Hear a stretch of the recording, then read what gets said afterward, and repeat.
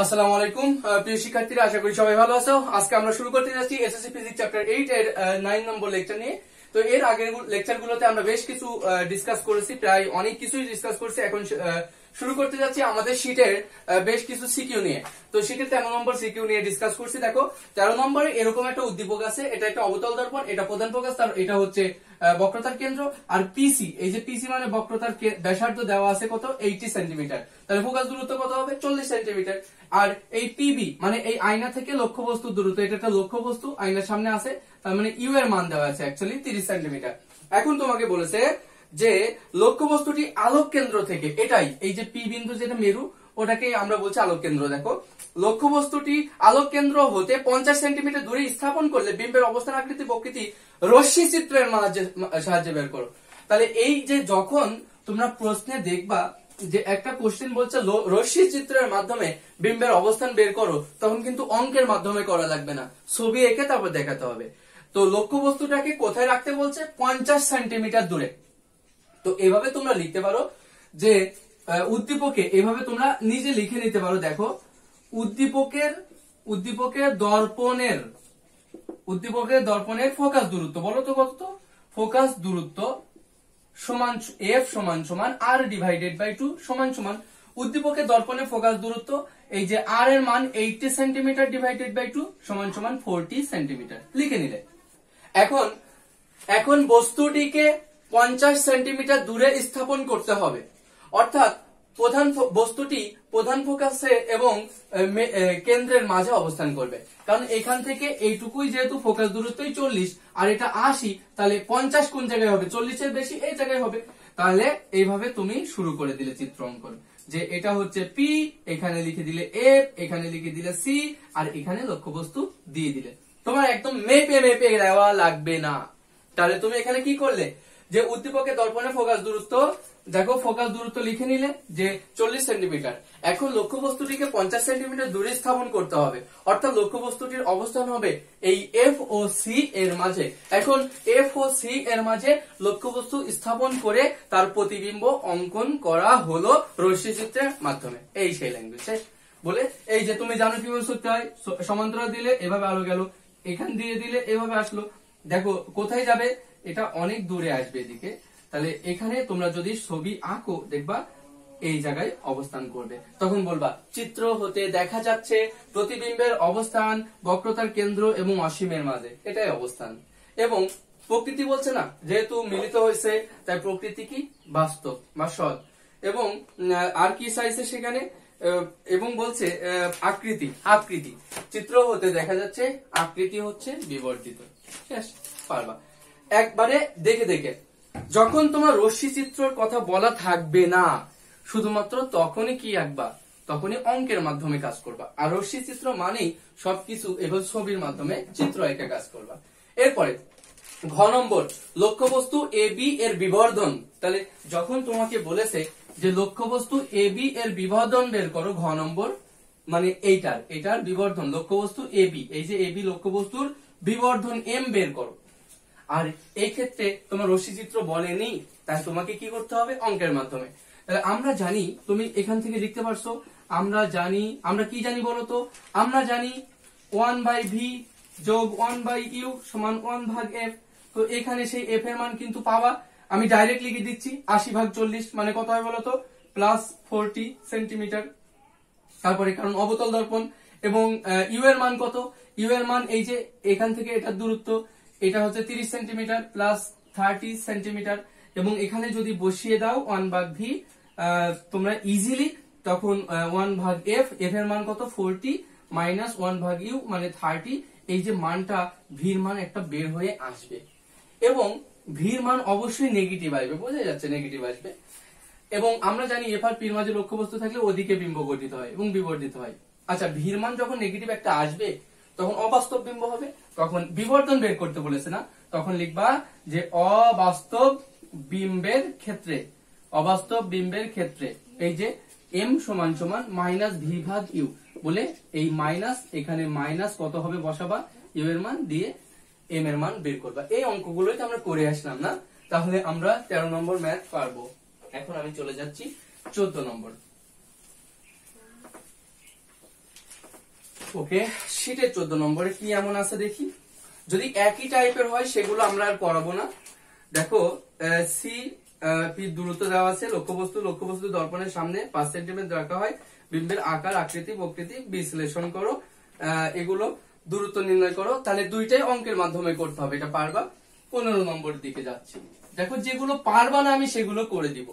15 নম্বর আছে, একজন দন্ত চিকিৎসক কাজের সুবিধার জন্য, মানে দাঁতের চিকিৎসক, একজন ডেন্টিস্ট।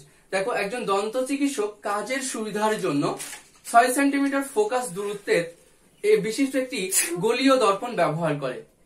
তোমার জানা উচিত যে দন্ত চিকিৎসায় কোন গলীয় দর্পণ ব্যবহৃত হয়। ওকে, এরপরে বলো তো দন্ত চিকিৎসায় কোন গলীয় দর্পণ ব্যবহৃত হয়, অবতল না উত্তল? তোমাদের অবশ্যই এর জন্য এই অবতল দর্পণ, উত্তল দর্পণ, সমতল দর্পণের ব্যবহার শিখতে হবে, নতুবা অনেক সিকিউ তোমরা উদ্দীপক ধরতে পারবা না। তাই দেখো দন্ত চিকিৎসায় মানে উত্তল দর্পণ কিন্তু সবসময় ছোট ছবি তৈরি করে। একজন ডাক্তারের কাছে ছোট ছবি হলে তার সিদ্ধান্ত নিতে ভুল হতে পারে, তাই বড় ছবি দরকার। তাই দন্ত চিকিৎসক অবতল দর্পণ ব্যবহার করে। ওকে, তাই একজন দন্ত চিকিৎসক কাজের সুবিধার জন্য 6 সেন্টিমিটার ফোকাস দূরত্বের একটি গলীয় দর্পণ এক্স ব্যবহার করে। তাহলে দর্পণটার নাম কি? এক্স। এক্স একটি দর্পণ ব্যবহার করে যার ফোকাস দূরত্ব 6 সেন্টিমিটার, মানে এফ সমান +6 সেন্টিমিটার। ওকে, একজন গাড়ির চালকের সুবিধার জন্য গাড়ির পার্শ্বে ব্যবহৃত 6 সেন্টিমিটার ফোকাস দূরত্ব বিশিষ্ট ওয়াই গলীয় দর্পণ ব্যবহার করে। আমরা গাড়ি একটা, যদি এটা তোমাদের বোঝানোর স্বার্থে আমি একটু চিত্র দিয়ে বুঝাই। এটা মনে করো সেই গাড়ি, যে ব্যক্তি গাড়ি চালায় তার গাড়ি, এবং সেই গাড়ির এই যে পাশে কিন্তু একটা আয়না থাকে, যে ড্রাইভার পাশ দিয়ে বারবার তাকায়, একটু বড় করে দেখায়, এটা একটা আয়না আছে।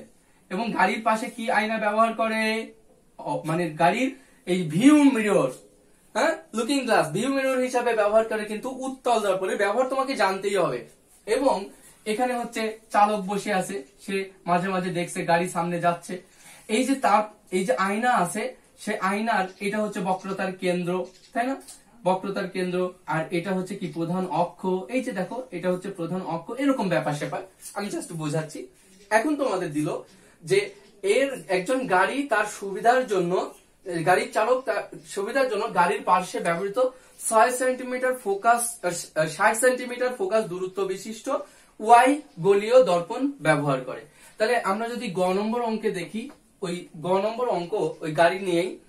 তো গ নম্বর অঙ্কের জন্য বলো এফ সমান ফোকাস দূরত্ব সমান কত? -60 সেন্টিমিটার। কেন মাইনাস? কারণ সাইডে লিখে নিবা, এখন গাড়ির ভিউ মিরর হিসাবে উত্তল দর্পণ ব্যবহৃত হয়, আর উত্তল দর্পণে ফোকাস দূরত্ব ঋণাত্মক হয়। তাই গাড়ির এই যে দর্পণ আছে তার এফ সমান -60 সেন্টিমিটার। এরপর বলেছে যে গলীয় দর্পণের পিছনে ওই যে গাড়িটা আছে, এই আয়নাটার গলীয় দর্পণের পিছনের অন্য একটি গাড়ির বিম্বের দূরত্ব। ঠিক আছে, তাহলে এই যে গাড়ি আছে তার পিছনে আরেকটা গাড়ি যাচ্ছে, আরেকটা ট্রাক যাচ্ছে। মনে করো এই যে ট্রাকটা যাচ্ছে, এই ট্রাকের আলো এই আয়নায় এসে পড়ছে, এবং এই উত্তল দর্পণ তো তার পিছনে ছবি তৈরি হচ্ছে। উত্তল দর্পণ হওয়ায় এই আয়নার পিছনে ছবি তৈরি হচ্ছে, এবং যেখানে এই গাড়ির ছোট্ট একটা ছবি মনে করে এখানে তৈরি হলো। তাহলে এই বিম্বের দূরত্ব থেকে আয়নার দূরত্ব, এটাকে আমরা বলি ভি, এবং ভির মানই দেওয়া আছে কত? -50 সেন্টিমিটার। -50 সেন্টিমিটার। ওরা যদি ভির মান -50 মাইনাস নাও বলে দিত, তাও কিন্তু আমরা ভি সমান -50 সেন্টিমিটার লিখতাম, কারণ আমরা জানি উত্তল দর্পণে বিম্বের দূরত্ব সর্বদা নেগেটিভ হয়। এই যে আমরা শেখাই রাখছি নেগেটিভ হয়। এরপরে আবার বলেছে, তাহলে এই যে গাড়ির ছবি তৈরি হচ্ছে ওর এখানে পিছনে 50 সেন্টিমিটার পিছনে, তাহলে এর ফোকাস দূরত্ব এখানে এফ, ফোকাস দূরত্ব কত? 60 সেন্টিমিটার। এখন এই যে গাড়িটার ছবি তৈরি হচ্ছে, গাড়িটা এই আয়না থেকে কতটা পিছনে আছে, দূরত্ব কত, মানে ইউ, লক্ষ্যবস্তুর দূরত্ব বের করতে বলেছে, তাই না? তার মানে ওরা বলছে গ নম্বর প্রশ্ন দেখো, ওয়াই এ মানে ওয়াই মানে গাড়িটাতে, ওয়াই এ দেখা মানে এই দর্পণে দেখা, ওয়াই এ দেখা গাড়িটি দর্পণ হতে কত মিটার দূরে ছিল। তাহলে ওয়াই আয়নাতে দেখা এই গাড়িটির আয়না হতে কত দূরে ছিল, মানে ইউ সমান হোয়াট। এবং আমরা যদি বসাই যে আমরা কি জানি 1/v 1/u সমান 1/f, তো বসাই দিই, বা 1/-50 আচ্ছা যোগ 1/u সমান 1/-60, তাহলে 1/u সমান 1/50 মাইনাস 1/60। এখানে যদি লসাগু করি এবং ক্যালকুলেশন করি তাহলে ইউ এর মান তোমরা দেখবা পাবা এই যে 300 সেন্টিমিটার, তাই না, সমান সমান 3 মিটার এভাবে। অর্থাৎ এই গাড়িটা ছিল 3 মিটার পিছনে। এরপরে ঘ নম্বরটা ওই দন্ত চিকিৎসক মানে দাঁতের চিকিৎসক তিনি যে ঘ নম্বর প্রশ্নটা দন্ত চিকিৎসক নিয়ে এক্স একটি অবতল দর্পণ ব্যবহার করেছিল। অবতল দর্পণ, এখন অবতল দর্পণের ফোকাস দূরত্ব দেওয়া ছিল। তাহলে এখন ওনার কোশ্চেনটার দিকে একটু ধাবিত হই। ওনার প্রশ্নটা হচ্ছে দন্ত চিকিৎসক এক্স এর দূরত্ব দাঁত হতে 4 সেন্টিমিটার এবং 8 সেন্টিমিটার দূরে রেখে কাজ করতে চাইলে কোন অবস্থানটি বেশি সুবিধাজনক রশ্মি চিত্রের মাধ্যমে দেখাও। তাহলে এই দন্ত চিকিৎসক যে এই যে অবতল দর্পণ, দেখো এটা অবতল দর্পণ ব্যবহার করেছিল, মানে সেই মানে ডাক্তার একটা আয়না নিয়ে দাঁতের পাশে ধরে না, এরকম ব্যাপার। তো এই আয়নাটা ডাক্তার নিছে, এটা প্রধান অক্ষ, এটা মেরু, এটা প্রধান ফোকাস, আর এটা হচ্ছে বক্রতার কেন্দ্র। ওকে, এবং ওরা বলে দিয়েছে প্রশ্ন মতে দেওয়া আছে ফোকাস দূরত্ব এফ সমান সমান যে 6 সেন্টিমিটার। তাহলে দন্ত চিকিৎসক প্রশ্ন তো দেওয়াই ছিল যে এক্স দর্পণটি, এটার নামই তো এক্স দর্পণ, দেখো এক্স দর্পণটি ব্যবহার করেছে, তার ফোকাস দূরত্ব মানে 6 সেন্টিমিটার, মানে এখান থেকে এইটুকু দূরত্ব 6 সেন্টিমিটার। এখন ডাক্তার ওই দাঁতকে কোথায় রাখতে চায়? দাঁতই তো লক্ষ্য বস্তু না, দাঁতকে একবার এই 2 সেন্টিমিটার, এখান থেকে এটা কিন্তু 6 সেন্টিমিটার, এটা 12 সেন্টিমিটার, ডাক্তার একবার 2 সেন্টিমিটার দূরে দাঁত রাখতে চাই। এবং ডাক্তার আরেকটা ছবিও দিতে হবে তোমাদেরকে এই প্রশ্নটার জন্য। দেখো ডাক্তার এই দাঁতটাকে একবার সে, এটা এফ, এটা সি, ডাক্তার একবার এটা যদি 6 হয়, এটা 12 হয়, 8 সেন্টিমিটার দূরে রাখতে চাই, এই হচ্ছে প্রশ্ন।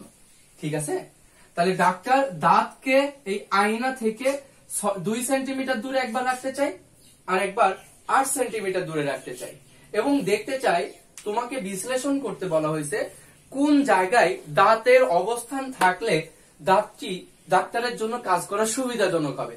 তাই তুমি রশ্মি চিত্রের মাধ্যমে দেখাতে বলেছে, অঙ্কের মাধ্যমে নয়। তাহলে এখান থেকে একটা সমান্তরাল আলো ফেলো এবং জানো কোথা দিয়ে যায়, এই ফোকাস দিয়ে যায় প্রতিফলিত রশ্মি, আর এই কেন্দ্র বরাবর একটা আলো ফেলো এবং তুমি জানো কোথা দিয়ে যায়, এই আলোটা এই সোজাই যায়, এগুলো তো আমরা শিখিয়েছি।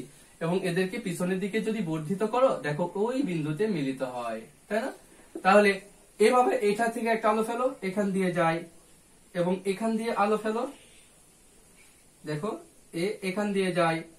তো বলা যাচ্ছে, এবার বলবা যে দেখা যাচ্ছে যখন দাঁতটাকে সে 8 সেন্টিমিটার দূরে রেখেছিল, আর তখন বিবর্ধিত বিম্ব গঠন হয়েছিল, কিন্তু বাস্তব এবং কি বিম্ব গঠিত হয়েছিল এবং উল্টা। এবং যখন ডাক্তার 2 সেন্টিমিটার দূরে দাঁতের অবস্থান দেখিয়েছিল, তখন বিবর্ধিত বিম্ব হয়েছিল এবং সোজা। এখন তুমিই বলো যে আমার তো বড় ছবি দরকার, হ্যাঁ 2 বারই বড় ছবি তৈরি হচ্ছে, কিন্তু যখন 2 সেন্টিমিটার দূরত্বে রাখা হচ্ছে তখন বিম্বটা হচ্ছে, ছবিটা হচ্ছে সোজা, দাঁতের সোজা, কারণ ডাক্তারের জন্য সহজ হবে। তাহলে এই ক্ষেত্রে ডাক্তারের মানে রোগীর চিকিৎসা করা সহজ হবে। নতুবা দেখা যাচ্ছে নিচের মাড়ির দাঁত উঠাইতে যে তিনি ভুল রিপোর্ট দেখে উপরের মাড়ির দাঁত উঠাই ফেলেছে না, মানে উল্টা যদি কাজ হয়। তাই ডাক্তারের জন্য, এই দন্ত চিকিৎসকের জন্য এই আয়নাটা ব্যবহার করা সুবিধাজনক হবে। এখন আমরা এরই আলোকে, এই 15 নম্বরের আলোকে, তাহলে আমরা কিন্তু এই সাথে শীটের কত নম্বর করছি বলতো? শীট 13 পারবা, 14 পারবা, 15 পারবা। আর এই 15-এরই আলোকে একটা হুবহু অঙ্ক আছে, সেটা আমি বলে দিতে চাই, সেটা হচ্ছে 25 নম্বর। তোমরা অবশ্যই 25 নম্বর ট্রাই করবা। কত নম্বর? এই 25 নম্বর ট্রাই করবা। এরপরে আমরা দেখি, ওকে আমরা 16 নম্বরের অঙ্ক দিকে যাচ্ছি। 16 নম্বর ম্যাথে কি আছে, যে লক্ষ্যবস্তুর অবস্থান কোথায় হলে প্রতিবিম্ব বাস্তব ও বিবর্ধিত হবে, এটা পারবা, 16 পারবা। ওকে, তাহলে চলো আমি একটু 25 নম্বরটা, যদিও বললাম এটা আর এটা সেম, তাই এটা আর এটা আবার তোমাদের একটু দেখাই দিই 25 নম্বরটা ওখানে কি আছে, কারণ দন্ত চিকিৎসকের এই অঙ্কগুলো বেশি ইম্পর্টেন্ট। ওকে, কত নম্বর দেখাতে যাচ্ছি? 25 নম্বর। দেখো 25 নম্বর আছে একজন দন্ত চিকিৎসক এক্স। এবার কিন্তু আয়নার নাম এক্স না, ও বলছে দন্ত চিকিৎসক এক্স, দন্ত চিকিৎসক করিম মানে দন্ত চিকিৎসক এক্স। দন্ত চিকিৎসক এক্স এক ধরনের গলীয় দর্পণ মানে অবতল না, এক ধরনের গলীয় দর্পণ এম ব্যবহার করেন। এবার ওই দর্পণের নাম এম, মিরর, তাই না? তাহলে এইটার বলছে একজন দন্ত চিকিৎসক এক ধরনের গলীয় দর্পণ এম ব্যবহার করেন, এটাই মনে করো ব্যবহার করেন এম, তাহলে এটা এম ব্যবহার করেন। এবং চোখ বন্ধ করে যেগুলো আঁকা লাগে পি এফ, এটা কি বলতো সি। এরপরে বলেছে এক্স এর মানে ওই ডাক্তারের এক্স এর ব্যবহৃত দর্পণের ফোকাস দূরত্ব 3 সেন্টিমিটার। তাহলে এই যে দর্পণ, তাহলে এইটুকু দূরত্ব কত? 3 সেন্টিমিটার। এফ সমান কত? 3 সেন্টিমিটার। এখন তারা কি কোশ্চেন করেছে দেখি। গ নম্বর, এক্স এর এম ব্যবহারের কারণ রশ্মি চিত্রের মাধ্যমে দেখাও। তাহলে ডাক্তার কেন এই দর্পণটা ব্যবহার করেন তা রশ্মি চিত্রের মাধ্যমে দেখাও। খুবই সহজ, বলবা যে এই দর্পণ ডাক্তারের ক্ষেত্রে, যখন ডাক্তার, তুমি তো জানোই যদি লক্ষ্যবস্তু এখানে থাকে, এই যে বলবা দাঁতকে যখন পি এবং এফ এর মাঝে রাখা হয় তখন প্রতিবিম্ব কেমন হবে অঙ্কন করে দেখানো হলো বলে এইভাবে, এই যে তুমি তো জানো কিভাবে হয়, এইভাবে একটা অবাস্তব প্রতিবিম্ব গঠন করে দিবা। এখানে পিছনের দিকে বর্ধিত করবা, দেখবা, বলবা যেহেতু এখানে অবাস্তব বিম্ব গঠিত হয় এবং সোজা বিবর্ধিত বিম্ব, এবং ডাক্তার রোগী দেখার ক্ষেত্রে এটি সহজ মনে করেন, কারণ বিম্বটি সোজা হয় যার কারণে তার সিদ্ধান্ত নিতে সহজ হয়, আবার বিম্বটি বিবর্ধিত গঠিত হয়। আচ্ছা, এরপরে ঘ নম্বর প্রশ্নটা দেখো, ঘ 25-এর ঘ, ওই সেম কোশ্চেনটাই, যে এম দর্পণটি দন্ত হতে মানে দাঁত হতে 2 সেন্টিমিটার এবং 6 সেন্টিমিটার দূরে রেখে কাজ করতে চাইলে কোন অবস্থানে বেশি সুবিধাজনক হবে তুমি অলরেডি জানো। বলবা এভাবে কি করতে হবে। তাহলে এই প্রশ্নটাই একবার কি করবা, এই দাঁতটা এখান থেকে এটাই মনে করো 3, এটা 2 সেন্টিমিটার, 2 সেন্টিমিটার দূরে রেখে কাজ করবে একবার। আর একবার কত বলো তো, এটা হচ্ছে এফ, এটা সি, এটা তো তুমি জানোই 3 সেন্টিমিটার দেওয়া আছে, 2 সেন্টিমিটার, আর একবার দেওয়া আছে কততে দেখি 6 সেন্টিমিটার, 2 এ রাখছে আর 6 এ রাখছে। এই 6 এ রাখলে আমরা সি তে রাখলে সিতেই বিম্ব গঠিত হবে আমরা জানি। এবং বলবা, এবার বলো সিদ্ধান্ত নিবা কি বলবো বলো তো, যে যখন 2 সেন্টিমিটার দূরে বস্তু রেখেছিল তখন বিবর্ধিত বিম্ব গঠিত হয়েছিল এবং কেমন হয়েছিল? সোজা। যখন 6 সেন্টিমিটারে বস্তু রেখেছিল তখন সমান বিম্ব গঠিত হয়েছিল এবং উল্টা। তাই উপরের ক্ষেত্রে দেখা যায় বিবর্ধিত বিম্ব এবং সোজা হওয়ায় ডাক্তারের সিদ্ধান্ত নিতে সহজ হয়। তাই দন্ত চিকিৎসায় এই যখন দাঁতকে 2 সেন্টিমিটার দূরে রাখা হবে তখনই বেশি উপকার হয়ে থাকবে। আমরা এই লেকচারের মাধ্যমে তোমরা 13, 14, 15, 25, 16 এই ধরনের ম্যাথগুলো সব সলিউশন করতে পারবা। আমরা দেখা করব পরের লেকচারে, অর্থাৎ লেকচার 10A শীটের আরো কিছু সিকিউ প্রশ্ন নিয়ে।